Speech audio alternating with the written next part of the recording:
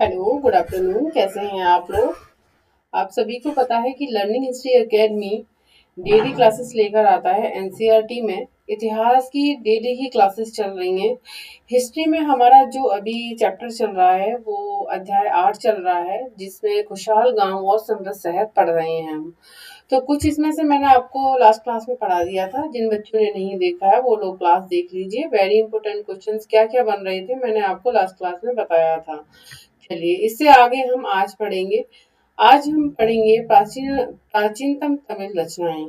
प्राचीनतम तमिल रचनाएं क्या थी? देखिए, तो प्राचीनतम तमिल रचनाएं, देखिए यहाँ से क्वेश्चन बनता है। सीटेट में बहुत बार क्वेश्चन यहाँ से बन चुका है। देखिए, प्राचीनतम तमिल रचनाएं यानी कि प्राचीन की तमिल रचनाएं, प्राचीन समय में जो तमिल रचनाएं रची गई थी उसके बारे में हम पढ़ते हैं आज। तो तमिल की प्राचीनतम रचनाओं को संगम साहित्य कहते हैं। क्या कहते हैं? देखिए, क्वेश्चन कैसे बनता है। तमिल की प्राचीनतम रचनाओं को क्या कहते हैं? ऑप्शंस में दे दिया जाएगा। तो तमिल की प्राचीनतम रचनाओं को संगम साहित्य कहते हैं। क्या कहते हैं? संगम साहित्य कहते हैं। ये लिखा हुआ है, देख लीजिए। क्या कहते हैं? संगम साहित्य कहते हैं। तमिल की प्राचीनतम रचनाओं को क्या कहते हैं? संगम साहित्य कहते हैं। राइट। इनकी रचना करीब 2300 साल पहले की गई थी। अब पूछा गया है कि तमिल रचनाओं की जो रचना थी वो कब की गई थी। क्वेश्चन बनता है तो उसमें ऑप्शन में दिया होगा, तो हमारा जो ऑप्शन होगा 2300 साल पहले की गई। इन्हें संगम इसलिए कहा जाता है क्योंकि मदुरई, देखो मानचित्र 7 पृष्ठ 105 पर आप लोग देख लीजिए। क्योंकि मदुरई के कवियों के सम्मेलनों में इनका संकलन किया जाता था। कहाँ? जो मदुरई के, मतलब तमिल में ही है ये मदुरई। तो मदुरई के कवियों के सम्मेलनों में इनका संकलन किया जाता था। कवि थे, कवि सम्मेलन करते थे, है ना। कौन से, कहाँ के कवि थे? मदुरई के कवि थे। तो वो लोग सम्मेलनों में इनका संकलन किया करते थे। गांव में रहने वालों की जिन तमिल नामों का उल्लेख यहाँ किया गया है वे संगम साहित्य में पाए जाते हैं। कहाँ पर? संगम साहित्य में पाए जाते हैं। चलिए समझे। तमिल रचनाओं की रचना कब की गई थी? 2300 साल पहले की गई थी। तमिल की प्राचीनतम रचनाओं को क्या कहा जाता है? संगम साहित्य कहा जाता है। और जो संकलन हमें जो देखने को मिलता है, सम्मेलनों में संकलन देखने को मिलता है। जो कवि संकलन सम्मेलन किया करते थे, लोग आपस में बैठते थे, सम्मेलन करते थे, तो उसमें इनका संकलन किया जाता था। कहाँ के कवि थे? मदुरई के कवि थे। राइट। क्वेश्चंस बनते हैं, ध्यान रखिएगा। चलिए आगे चलते हैं हम। आगे क्या दे रखा है इसमें? नगर क्या कहती है कहानियां, यात्रा विवरण, मूर्ति कलाएं और पुरातत्व। कहने का मतलब है, क्या कहती हैं कहानियां, पिछली कहानियां क्या हमें बताती हैं, हमें क्या जानने के लिए मिलता है? यात्रा विवरण, जो यात्राएं हुआ करती थी हमें उससे क्या देखने को मिलता है और समझने को मिलता है। मूर्ति कलाएं और पुरातत्व, और मूर्ति कलाएं जो बनाई गई थी प्राचीन काल में उनसे हमें क्या देखने को मिला है और हमने उनसे क्या सीखा है, उनके बारे में हमें क्या जानकारी मिली है। और पुरातत्व का मतलब होता है पुराने तत्वों का खोज किस तरीके से हुई, पुराने तत्व हो गए, उनसे हमें क्या क्या समझ में आता है, उनसे हमें क्या जानकारी मिलती है। पुराने तत्वों का मतलब हो जाता है जैसे कपड़े हो गए, या फिर अनाजों की कोई भूसी हो गई, या कोई अनाज हो गए, है ना, कोई राख हो गई। तो उसमें ना पुरातत्व इतिहासकार क्या करते हैं ना, पुराने तत्वों की खोज करके और वो एक आइडिया लगाते हैं कि इस समय प्राचीन काल में ये हुआ होगा। ठीक है। चलिए, समझ में आया? तो तुमने जातकों के बारे में सुना होगा। ये वो कहानियां हैं जो आम लोगों में प्रचलित थी।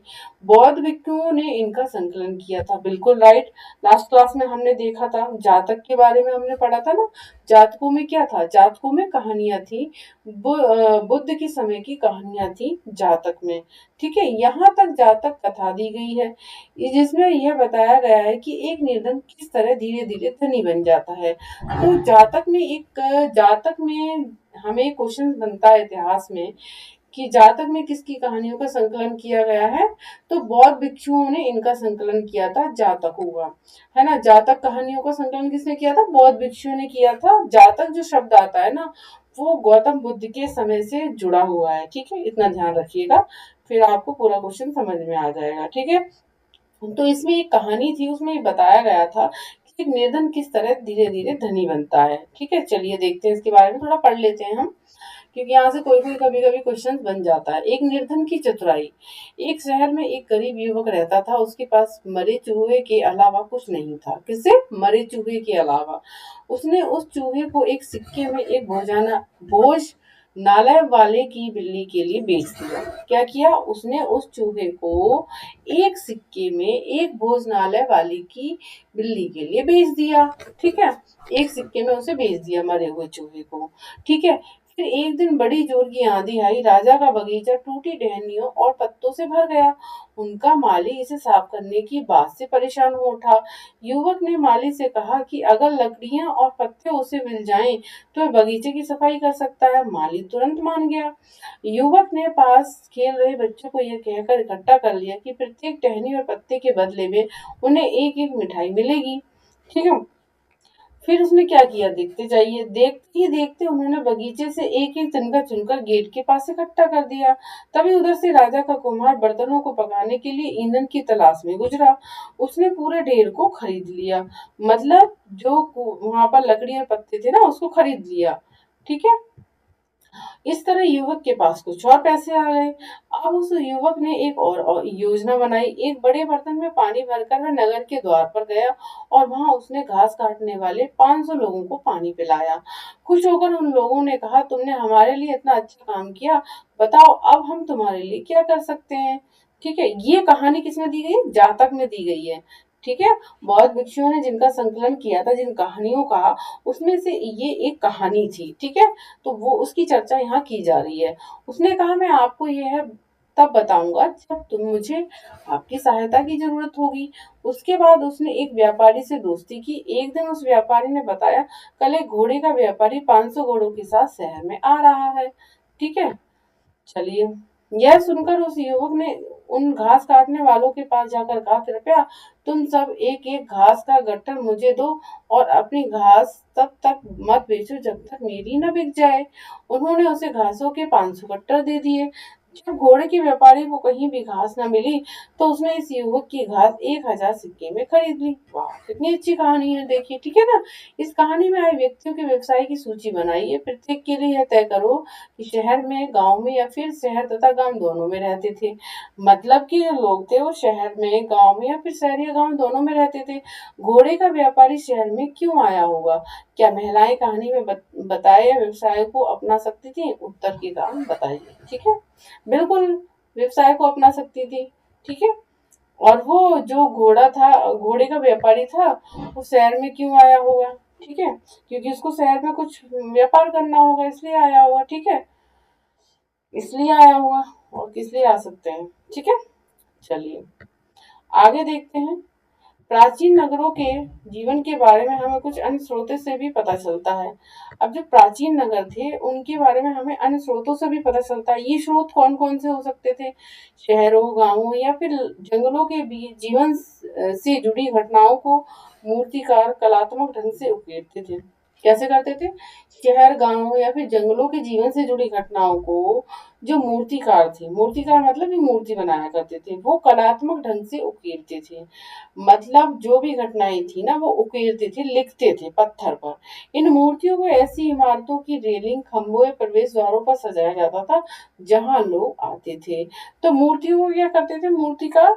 ऐसी इमारतों की जो रेलिंग होती है ना और खंभे होते हैं, जैसे प्रवेश द्वार हुए, एंट्री गेट हुए, उन पर क्या करते थे? ये सजाया करते थे उन मूर्तियों को। ठीक है, चलिए आगे क्या दिया हुआ है देखते हैं। नीचे सांची की मूर्तिकला, यह मध्य प्रदेश की स्थित सांची के स्तूप की मूर्तिकला का नमूना। ये देख रहे हैं ना, ये ये जो है ना, ये दिल्ली में मिला वल्लीकूप हड़प्पा की जल निकास व्यवस्था से कैसे भिन्न है। ये दिल्ली में मिला एक वल्लीकूप है। ठीक है, ये सांची का नहीं है, ये दिल्ली में मिला एक वल्लीकूप है। और ये जो है ना, हड़प्पा की जल निकास व्यवस्था से कैसे भिन्न है। मैंने आपको लास्ट क्लास में हड़प्पा व्यवस्था पढ़ाई है, तो आप लोग देख सकते हैं किस तरीके से वहां पे हड़प्पा सभ्यता में जल निकास व्यवस्था थी। चलिए नीचे हम देखते हैं सांची की मूर्तिकला।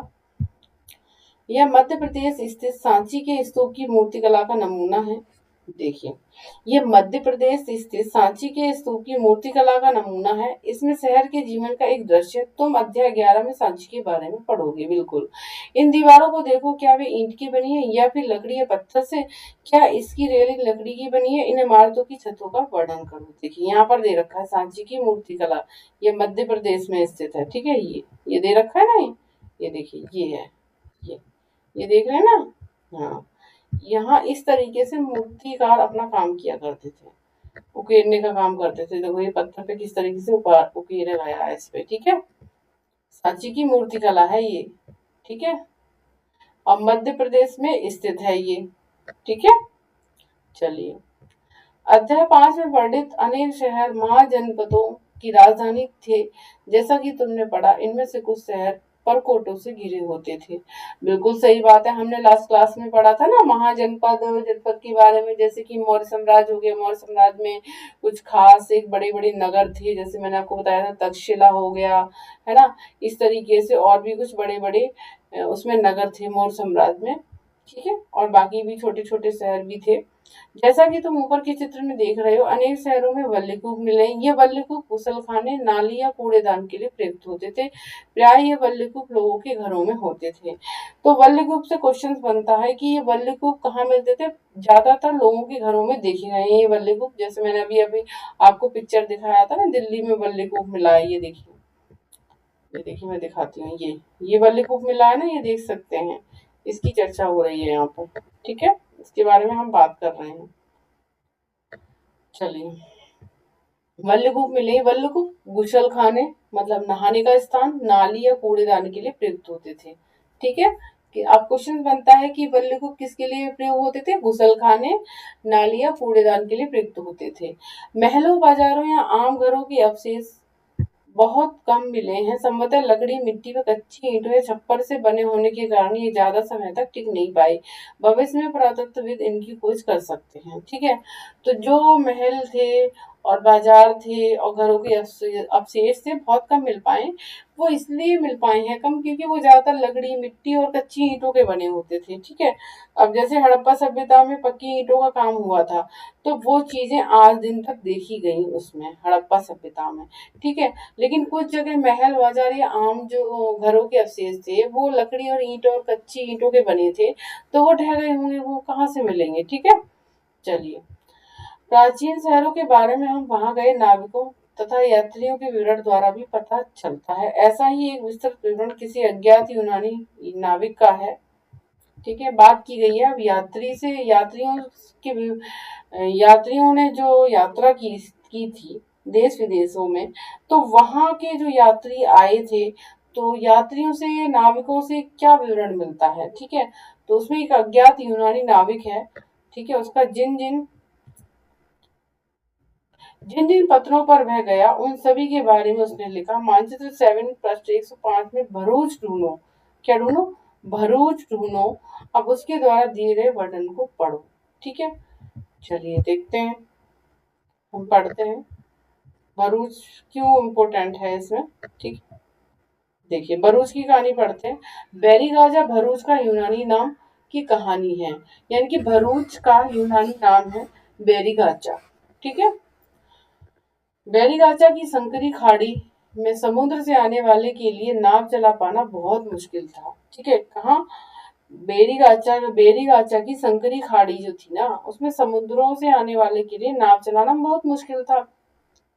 राजा के द्वारा नियुक्त कुशल और अनुभवी स्थानीय मछुआरे ही यहाँ जहाज ला सकते थे। कौन?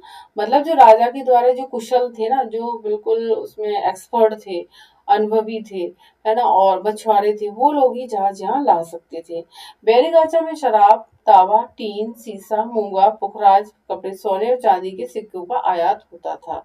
वेरी इंपॉर्टेंट क्वेश्चंस, इस लाइन को नोट कर लीजिए। देखिए, बेरीगाचा में शराब, तांबा, देखिए कितनी चीजों का आयात होता था बेरीगाचा में। शराब का, तांबे का, टीन का, शीशा का, मूंगा का, पुखराज का, कपड़े का, सोने चांदी, मतलब खनिज हो गए आपके, शराब हो गए, कपड़े हो गए, इन चीजों का आयात होता था। चलिए, और क्या था? हिमालय की जड़ी बूटी। देखिए यहाँ पे लिखा है हिमालय की जड़ी बूटी बूटियां, हाथी दांत, गोमेद, कार्निलियन, सूती कपड़ा, रेशम तथा इत्र यहाँ से निर्यात किए जाते थे। हिमालय की जड़ी बूटियां बहुत इंपॉर्टेंट थी, औषधि बनाने के काम आती थी। उस समय औषधि बनाया करते थे लोग, आज की तरह वहां पर डॉक्टर नहीं हुआ करते थे, ठीक है। तो जड़ी बूटियों से काम चलता था, इसलिए हिमालय की जड़ी बूटियां, हाथी दांत से काफी कुछ बनाया जाता था, जैसे कि आपके मन के हो गए, मन के जैसे जेवर हो गए, है ना।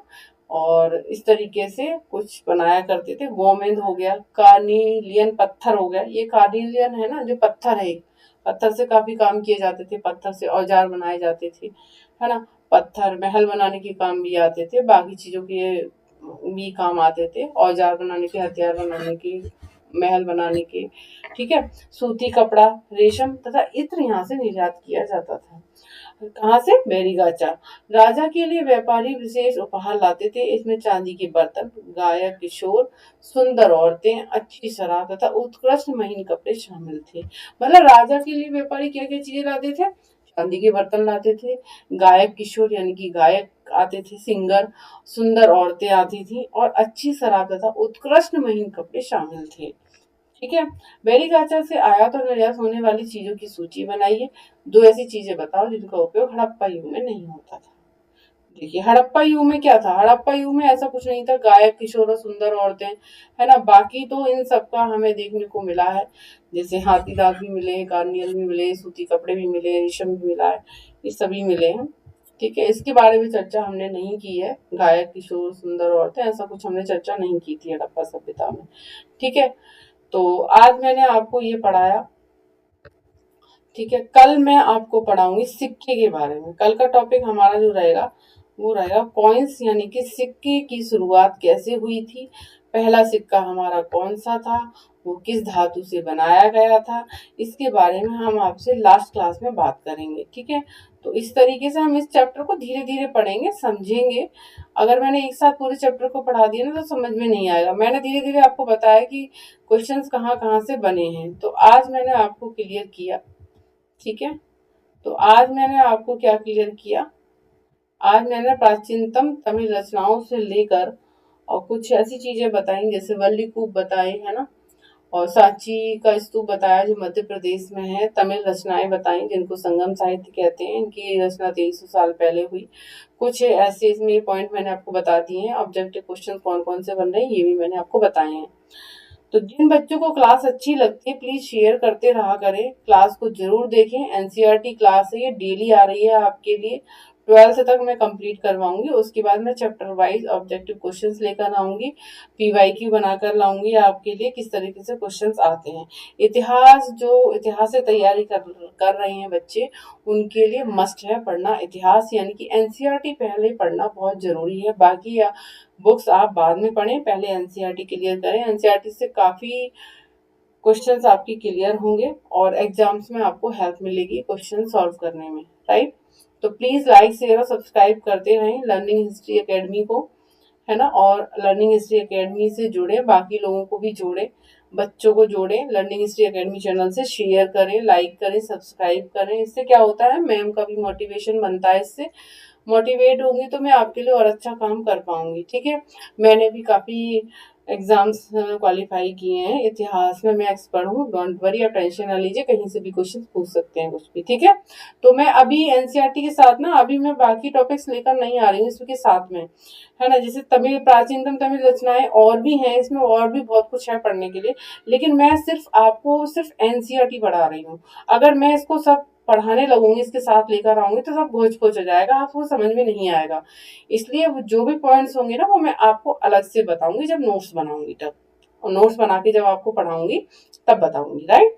तो चलिए हम मिलते हैं कल इसी समय एनसीईआरटी क्लास में चैप्टर 8 के साथ। अगला टॉपिक हमारा अध्याय 8 में रहेगा, सिक्के, कॉइन्स के बारे में हम पढ़ेंगे कि सिक्के हमारे कब, सिक्कों की शुरुआत कब हुई थी, किस धातु से बनाए गए थे, और किन राजाओं ने सबसे पहले सिक्के बनाने की शुरुआत की थी, ये पढ़ेंगे हम एनसीईआरटी चैप्टर 8 में, ठीक है। तो मिलते हैं कल इसी समय, बाय बाय, टेक केयर।